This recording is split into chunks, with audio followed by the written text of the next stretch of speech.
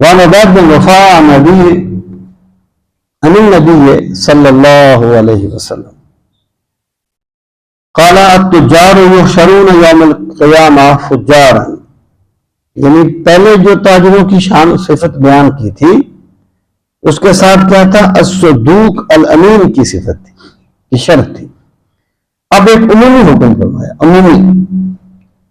فرمایا کہ تاجر قیامت کے دن فاجروں کی شکل میں اٹھیں گے، نافرمانوں کی شکل میں ان کو اٹھایا جائے گا۔ الا من اتقى، مگر وہ نہیں جو تجارت کرتے ہوئے بھی اپنے رب سے ڈرتا رہا، وصدق، اور جو تجارت کرتے ہوئے بھی سچ بولتا رہا، اس کو اللہ تعالیٰ فاجروں کی شکل میں یا فاجر کی حالت میں نہیں اٹھائے گا، بلکہ اسے اللہ تعالیٰ ایک عظیم یعنی شان عطا فرمائے گا، اور وہ انبیاء، صدیقین اور شہداء کے ساتھ ہوگا۔